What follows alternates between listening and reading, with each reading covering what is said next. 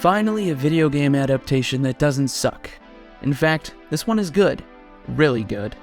Velma is fantastic. Hello, friends. My name is Fred. What's yours? Just kidding. I'm not here to talk about that dumpster fire. Instead, I'm here to talk about something fantastic. Actually fantastic. That is The Last of Us, the HBO series. There have been many video game adaptations, and none of them have been considered great. Sonic is the closest thing we have to a good adaptation. So help me, Thomas. Sorry. And that series is about a blue hedgehog that can run really fast. And I'm pretty sure he's an alien too. Then we have Resident Evil, who has had a rough go of it. Even as many times as they try to resurrect that IP for cinema, it just does not go well. However, I think we can all agree that Street Fighter is probably the best video game movie ever. Supposed to hurt.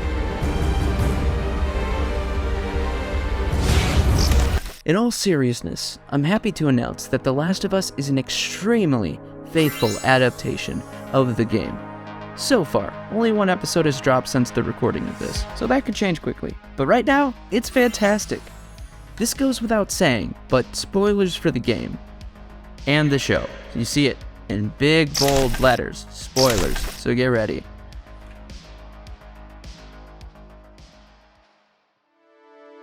So far, they followed the events from the game perfectly. If you've seen the episode, then tell me what you thought about it in the comments below. I enjoy discussing this stuff with you guys. Okay, there's your warning.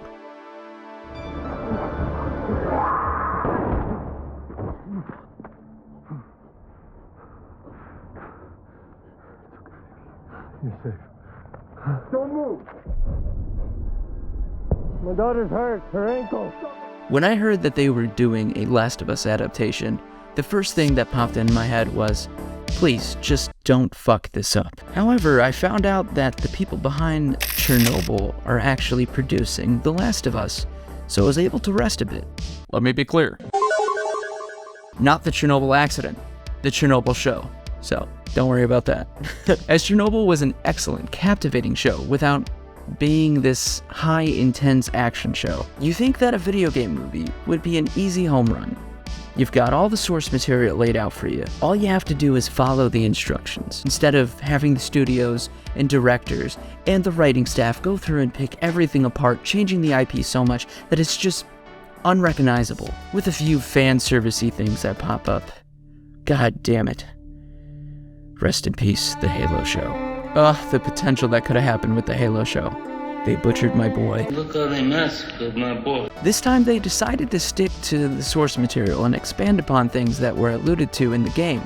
For instance, the show opens with an interview between experts in contagious diseases. Then one of them frightens the audience by telling them about the cordyceps fungi disease, how it can take control of you and how it keeps its victims alive. It was a very chilling monologue, and it really set the tone for the show. Many species know otherwise, because there are some fungi who seek not to kill, but to control. The show's intro almost made me cream my pants. You've got the classic theme from The Last of Us hitting you hard after that monologue. It's beautiful, and you can tell the people behind the show not only like the games, but respect them. Respecting the source material is a very important thing when you're going to adapt some type of media. Speaking of liking things, why not give this video a good old like, and even consider subscribing if you like what you see. Wink wink. The show allowed us to spend some more time with Sarah, Joel's daughter. We got to know her a bit more than we did in the game, establishing that relationship. We get even more time to spend with these characters like Tommy and a few other characters that get fleshed out more. It makes me happy, but also breaks my heart to say that before the time jump, it went exactly like the way it did in the games. It was iconic, and I won't lie, I can't tell which one is more heartbreaking when you say goodbye to Sarah. Oh my god, bro. Oh, hell. The actors they chose were absolutely perfect. I was skeptical at first, but I was wrong.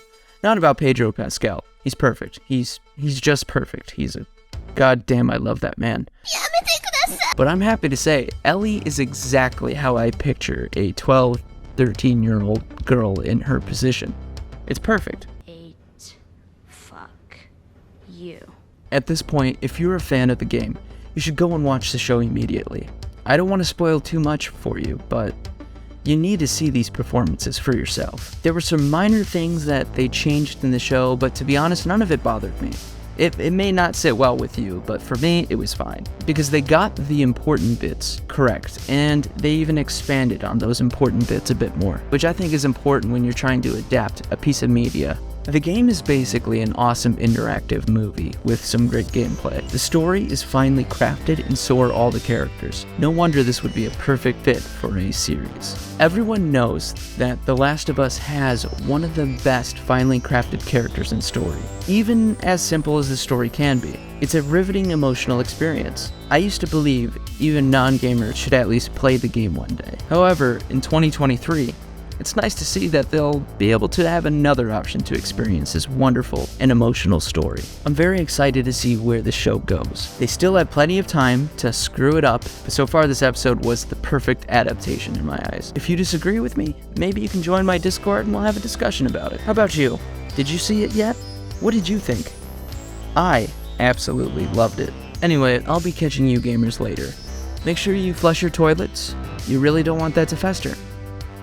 Later, gamers.